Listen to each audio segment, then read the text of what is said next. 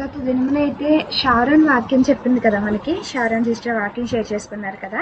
తను ఒక సాక్ష్యం చెప్తున్నారు మీట్ అయిపోయిన తర్వాత. ఎంత హ్యాపీగా అనిపించిందంటే తను చెప్తున్నారు, అక్క మీరు రోజు చెప్తుంటారు కదా ప్రతి ఒక్కరూ షేర్ చేసుకోవాలి, ప్రతి ఒక్కరూ వీటిలో పార్టిసిపేట్ చేయడానికి ట్రై చేయండి అని చెప్తుంటారు కదా. నాకు అనిపించింది అక్క, ఇలా ప్రేయర్ చేసుకున్నాను, నేను చెప్పాలి దేవా, ఇలా చెప్పాలనుకుంటున్నాను అనేసి ప్రేయర్ చేసుకున్నాను అక్క. దేవుడు నాతో మాట్లాడారు, ఒకే తలంపించారు. ఇంత ప్రయాసపడి చేస్తున్నారు కదా ఇదంతా మీరందరూ, ఇదంతా కూడా ఏర్పరచుకున్నది నేను. దీన్ని బట్టి ఒక్క వారంలో ఒక్కరోజైనా సరే నీవు చెప్పడానికి ట్రై చెయ్యి అని దేవుడు నాతో మాట్లాడారక్క అని చెప్తుందనమాట. చెప్పంగానే ఎంత హ్యాపీ అనిపించిందో. అలాగే మన మీట్ కోసము వాళ్ళ చర్చ్లో ఉన్న పాస్టమ్ గారికి కూడా చెప్పడం జరిగిందంట. చెప్పంగానే అమ్మగారు కూడా అబ్బా చాలా బాగుందమ్మా ఐడియాలజీ, అసలు యూత్ అందరూ కూడా తప్పిపోతున్నారు కదా, ఇలా అందరూ గ్యాదర్ చేసుకుంటున్నారంటే దేవునికి మహిమ అని చాలా అంటే చాలా సంతోషపడ్డారంట. తను ఈ మాటలు చెప్పగానే నాకు ఎంత బూస్ట్ అయిపోయిందంటే ఇంకా రెక్కల్లో తేలుతున్నట్టు అనిపించింది. ఏదైతే సంకల్పం ఒక్కరైనా రక్షింపబడాలి, మనమందరం రక్షింపబడిన వారే లేదా దేవుని గురించి తెలిసిన వారే ఉన్నాం, అయినప్పటికీ త్రోవ తప్పిపోకుండా ఆయన మార్గంలో చివరి వరకు రాకడ పర్యంతం వరకు ఇలాగ కొనసాగాలని, మరి ఆయనలో మరింత బలపరచబడాలని, మరింత ఎదగాలని ఇది స్టార్ట్ చేయడం జరిగింది. అలా దేవుడు ఒక్కొక్కరితో మాట్లాడుతూ మరింతగా ఆయన దగ్గరికి చేర్చుకుంటూ ఈ విధమైన సాక్ష్యాలు మన మీట్లో జాయిన్ అయిన వాళ్ళందరూ చెప్తుంటే చాలా సంతోషంగా అనిపిస్తుంది అనమాట.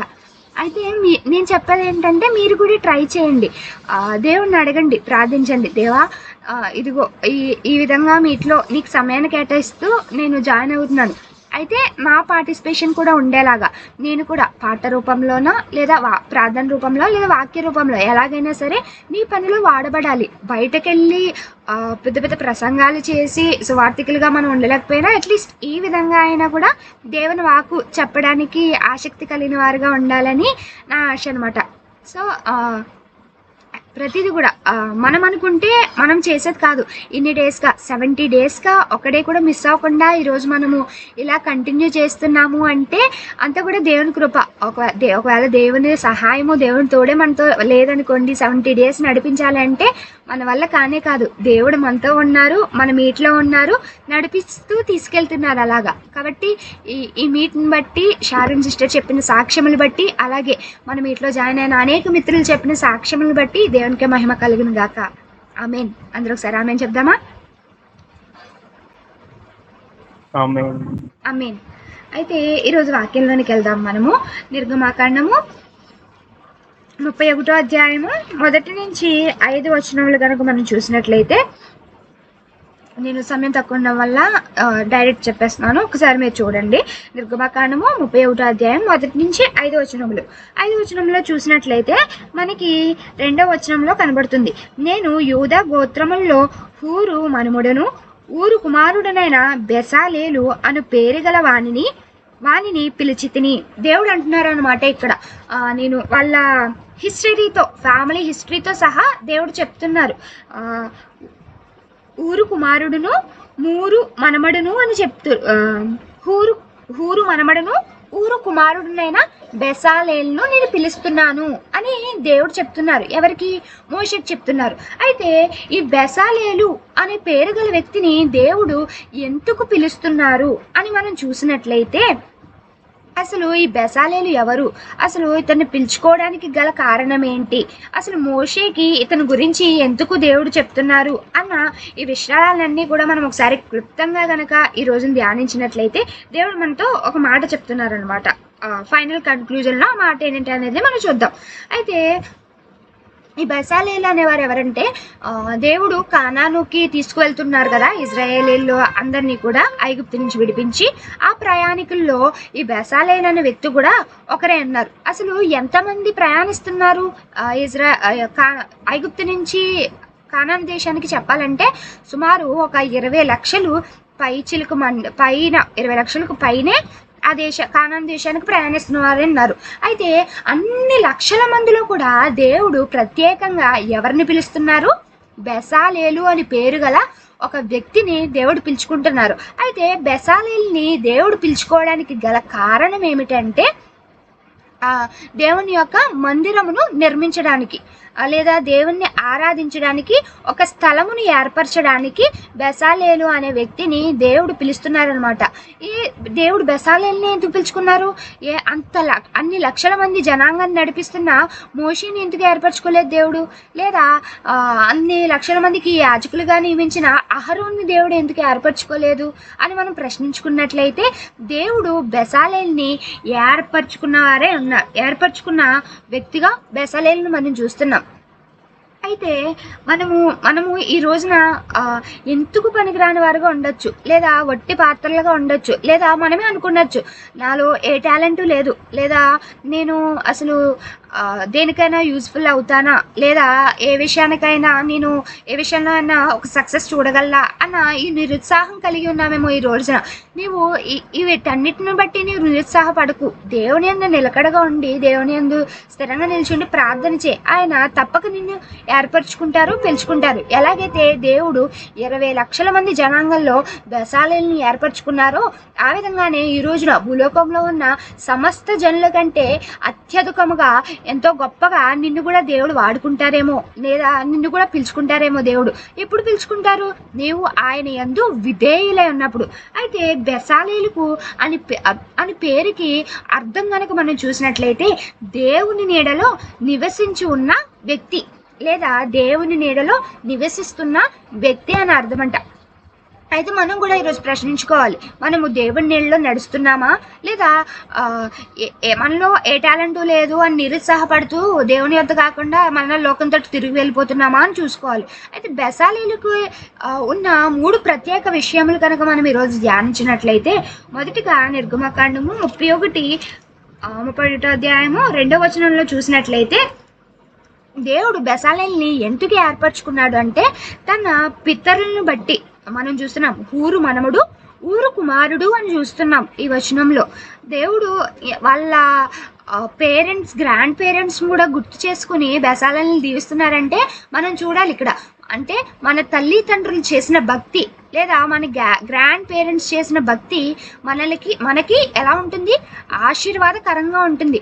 మనము కూడా ఈ రోజున మనం ప్రార్థన చేస్తున్నాము అంటే మనకి నెరవేర్పు రావట్లేదా అని మనం చింతపడకూడదు. ఆ ప్రార్థన యొక్క నెరవేర్పులు, ఆ ప్రార్థన యొక్క ప్రతిఫలాలు మన తరతరముల వరకు వచ్చేలాగా దేవుడు ఆ ప్రార్థనని విని ఉంచుతారు. దేవుడికి మరుపు ఉందా చెప్పండి? దేవునికి మరుపు అనేదే లేని లేదు. ఎందుకంటే దేవుడు ప్రతి ఒక్క మానవుణ్ణి కూడా ఎంతో ప్రత్యేకంగా జ్ఞాపకం చేసుకుంటున్నారు. ఎంతో ప్రత్యేకంగా వారి యొక్క ప్రతి విషయంలోనూ కూడా దేవుడు ఉంటున్నారు. దేవునికి సమస్తమును ఎరిగిన వారే అన్నారు. ఆయన పరమజ్ఞానే అన్నారు. అలాగా ఈ రోజున మనం చేసిన ప్రార్థనలు బట్టి మనకు నెరవేర్పులు రాకపోయినా మన తరతరముల వరకు ఆ ప్రార్థన నెరవేర్పులు అనేవి తప్పక ఉంటాయి. కొంచెం ఆలస్యం అవ్వచ్చు, మన జనరేషన్లోనైనా కూడా కొంచెం ఆలస్యమైనప్పటికీ మన ప్రార్థన యొక్క నెరవేర్పులకు తప్పక వస్తున్నాయి. మనం చెప్పుకుంటూ ఉంటాం కదా, బైబిల్లో ఒక వాక్యం, వాగ్దానం చేసిన దేవుడు నమ్మదగిన వాడు అని. ఆయన వాగ్దానం చేశారంటే అది ఆలస్యమైనప్పటికీ తప్పకుండా నెరవేర్చబడుతుంది అని ఒక విశ్వాసం కలిగి ఉండాలి మనం. అయితే రెండవ మాట కనుక మనం చూసినట్లయితే, దేవుడు బెసాలేల్ని ఎందుకు ఏర్పరచుకున్నారు అన్న మాట మనం చూస్తే, దేవుడు ఆత్మ కలిగిన వాడుగా బెసాలేలు జీవిస్తున్నారు. వారి యొక్క గ్రాండ్ పేరెంట్స్ నుంచి వచ్చిన భక్తి బెసాలేల్లో నింపుకుని ఉన్నారనమాట. ఈ రోజున కూడా మనం చూస్తాం, ఫ్యామిలీస్లో మనం చూసినట్లయితే పేరెంట్స్ చాలా భక్తిపరులుగా ఉంటారు, చాలా ప్రేయర్స్ చేస్తారు. ఎవ్రీ వీకెండ్ చర్చ్కి వెళ్తారు. మార్నింగ్ లేచిన వెంటనే ప్రేయర్, పడుకునే ముందు ప్రేయర్, ఈ విధంగా భక్తి మార్గము కలిగిన పేరెంట్స్ ఉంటారు. కానీ కొంతమంది పిల్లల్ని చూస్తే భక్తి మార్గంలో తప్పిపోయిన వారుగా ఉంటారు. అయితే ఇక్కడ మనం చూస్తే పేరెంట్స్ ఏమయ్యారు? వారి యొక్క పిల్లల్ని భక్తి మార్గంలో నడిపించడంలో ఫెయిల్ అయ్యారు. ఈ రోజున మనం కూడా చూసుకుందాం, మన తల్లిదండ్రులు నడుస్తున్న భక్తి మార్గంలో మనం నడుస్తున్నామా, లేదా వాళ్ళు చెప్తున్నా వాళ్ళ మాటకు వినకుండా దేవునికి సమయం కేటాయింపకుండా ఈ లోకంలో తిరుగుతున్న వారుగా ఉన్నామా? బెసాలేలు బెసాలేల యొక్క పేరుకు అర్థమే దేవుడి నీళ్ళలో నడుస్తున్నవాడంట. ఆయన పితరులు వారి యొక్క తండ్రి యొద్ద నుండి, కుటుంబం యొద్ద నుండి వచ్చిన ఆ యొక్క దేవునిలో నడిపింపుని బట్టి దేవుడు ఈ రోజును బెసాలేల్ని ఎన్నుకోవడం మనం చూస్తున్నాం. ఈ రోజును కూడా మన జీవితంలో కలిగి ఉన్న భక్తిని బట్టి, లేదా మన తల్లిదండ్రులు కలిగి ఉన్న భక్తిని బట్టి ఆ మార్గంలో మరింత ఎదుగువారుగా ఉండాలి. ఎలాగైతే బెసాలేలు ఎదిగినట్టుగా మనం చూస్తున్నామో ఆ విధంగా ఎదిగినట్లయితే దేవుని ఏర్పాటులో మనము ఉండబడి వారుగా ఉంటామని ఈరోజు బెసాలేలు యొక్క సాక్ష్యంని బట్టి మనం తెలుసుకున్న వారే ఉన్నాం. మూడవ మాటగా చూసినట్లయితే నిర్గమకాండము 38వ అధ్యాయము 22వ వచనము. ఈ వచనంలో చూసినట్లయితే మోషేకి అసలు దీనికి కొంచెం ముందు బ్రీఫ్ చూసినట్లయితే మోషేకి చెప్తారనమాట దేవుడు, ఇలాగా నా మందిరముకి ఈ కర్ర వాడాలి, నా మందసము ఇంత వెడల్పు ఉండాలి, ఇంత ఎత్తు ఉండాలి, నా మందసం మీద ఇదిగో ఇవి పలానా వస్తువులు ఉండాలి, లేదా నా యొక్క మందిరము ఇంత పొడుగు, ఇలా ఇంత కొలతలు ఇవన్నీ ఉండాలని అన్నీ కూడా దేవుడు మోషేకి చెప్పి, ఇదిగో నీవు బెసాలేలు యొద్దకు వెళ్ళి బెసాలేలుకి చెప్పు, బెసాలేలు నా కోసం మందిరం నిర్మిస్తారు అని ఈ విధంగా చెప్పిన వారమే ఉండటం మనం చూస్తాం అనమాట. అయితే మనం చూసినట్లయితే ఐగుప్తులో మోషే కూడా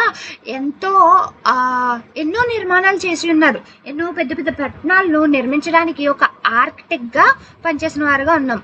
ఈ రోజున అంత ముఖ్యమైన పని, అంత నైపుణ్యం కలిగిన మోషే కాకుండా మరి బెసాలేలుని ఏర్పరచుకోవడానికి గల కారణం ఏంటంటే మోషే ఎంత విధేయత కలిగి ఉన్నారో అటువంటి విధేయతే, అటువంటి నడిపింపే ఈ రోజున మనం బెసాలేలులో కూడా చూస్తున్నాం. ఈ రోజున మనము కూడా చర్చ్లోకి అందరూ వస్తారు. అందరిలో దేవుడు ఎవరిని ఏర్పరచుకుంటారో, ఎవరిని ఎలాగా వాడుకుంటారో మనం చెప్పలేము. ఆ మందిరంకు వచ్చిన వాళ్ళందరం కూడా ఒకే భక్తి కలిగి ఉన్నామా అంటే ఖచ్చితంగా లేదనే చెప్పాలి. ఒకరు ఏదో పేరెంట్స్ ఫోర్స్ చేస్తున్నారని వచ్చే వాళ్ళు ఉంటారు, లేదా తనకి నాకు ఈ యొక్క అవసరం తీరాలి అని వచ్చేవాళ్ళు ఉంటారు. ఇలా రకరకాలుగా వచ్చేవాళ్ళు ఉంటారు. కానీ అందరిలో కూడా దేవుడు ఏం చూస్తారు అంటే నీ యొక్క విశ్వాసం ఎలా ఉంది, నీవు దేవుని పనికి ఎంత ఆసక్తి చూపిస్తున్నావు, ఇతరుల పట్ల నువ్వు ఎటువంటి మనస్తత్వం కలిగి ఉన్నావు అనేవి దేవుడు ఇవన్నీ కూడా గ్రహించే వాళ్ళ ఉన్నారు. 20 లక్షల మంది జనాంగం ఉండగా వాళ్ళందరిలో బెసాలేలుని దేవుడు ఎన్నుకున్నారు అంటే బెసాలేలు దేవుని పట్ల ఎంత విధేయత చూపిన వారిగా ఉండుంటారు చెప్పండి. ఒకసారి ఆలోచన చేయండి.